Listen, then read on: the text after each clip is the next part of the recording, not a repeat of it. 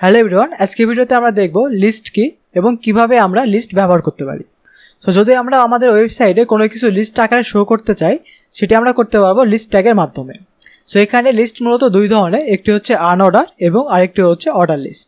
So প্রথমে যদি আমি আপনাকে আনঅর্ডার লিস্ট দেখাই, সো আনঅর্ডার লিস্ট লেখার জন্য প্রথমে আমাদের যে ট্যাগটি লিখতে হবে সেটি হচ্ছে ইউএল। সো ইউতে আনঅর্ডার এবং এলতে লিস্ট। দেন যদি আমরা এখানে ট্যাব প্রেস করি তাহলে আমাদের ট্যাগটি কমপ্লিট হবে। দেন এখন যদি আমরা ফাইলটি সেভ করে চেক করি তাহলে দেখুন এখানে আমাদের কিছু শো করতেছে না। এর কারণ হচ্ছে আমরা ইউএলতে একটি আনঅর্ডার লিস্ট নিয়েছি, বাট এই লিস্টের মধ্যে আমরা কোনো এলিমেন্ট রাখিনি। এখন এর মধ্যে কোনো এলিমেন্ট রাখার জন্য আমাদের যে ট্যাগটি ব্যবহার করতে হবে সেটি হচ্ছে এলআই বা লিস্ট ট্যাগ। এখন এলআই ট্যাগের মধ্যে যদি আমরা লিখি কফি, দেন যদি আমরা লাইনটিকে ডুপ্লিকেট করি, লাইনটিকে ডুপ্লিকেট করার জন্য আমাদের যেই শর্টকাটটি আছে কিবোর্ডে সেটি হচ্ছে অল শিফট এবং ডাউন বাটন। তো অল শিফট এবং ডাউন বাটন একসঙ্গে প্রেস করলে আমাদের লাইনটি ডুপ্লিকেট হয়ে যাবে। তো প্রথমে আমরা রাখলাম কফি, দেন টি,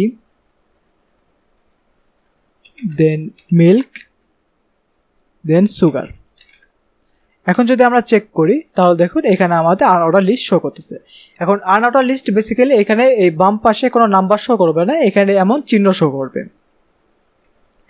এখন এখানে যদি আমি যত বেশি অ্যাড করব লিস্ট তত বেশি এখানে শো করবে। এই যে দেখুন নিচে নিচে শো করতেছে। এখন যদি আমরা চাই আনঅর্ডার লিস্টের এই যে আইকন বা চিহ্নটি আছে এটিও চেঞ্জ করতে পারি।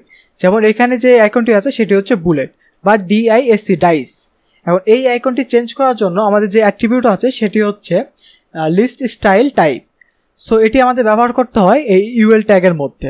সো এখানে আমরা যদি লিখি স্টাইলের মধ্যে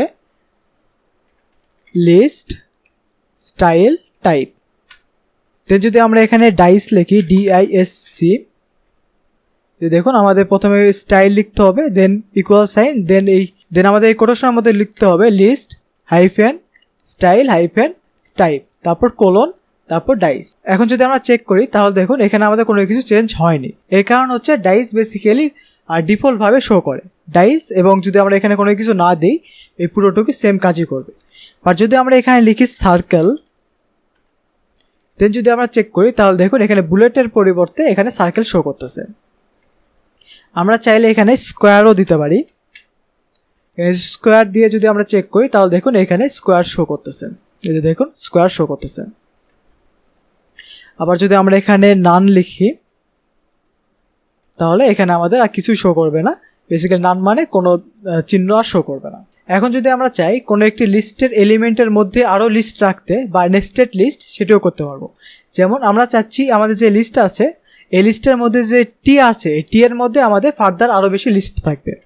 তো এর জন্য এখানে দেখুন এখানে যে টি আছে এর মধ্যে আমরা চাইলে লিস্ট অ্যাড করতে পারি। সো এখানে যে টি আছে এখানে আমরা ইন্টারপ্রেস করতেছি, দেন এখানে আমরা আরেকটি ইউএল ট্যাগ নিয়ে নিলাম। দেন এর মধ্যে যদি আরেকটি এলআই ট্যাগ নিই, দেন এখানে যদি লিখি ব্ল্যাক টি, দেন মিল্ক টি। এখন যদি আমরা চেক করি তাহলে দেখুন আমাদের টি এর পরে আরেকটি লিস্ট শো করতেছে। এটিকে বেসিক্যালি নেস্টেড লিস্ট বলা হয়।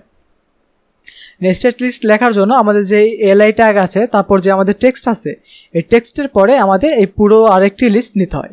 সো আমরা যতবারই লিস্ট নিয়ে কাজ করব আমাদের প্রথমে ইউএল ট্যাগ লিখতে হবে, দেন এরপর যদি আমরা কোনো এলিমেন্ট অ্যাড করতে চাই তার জন্য আমাদের এলআই ট্যাগ ব্যবহার করতে হবে। তো এই ছিল মূলত আনঅর্ডার লিস্ট নিয়ে সব কথা। দেখা হবে পরের ভিডিওতে। ধন্যবাদ।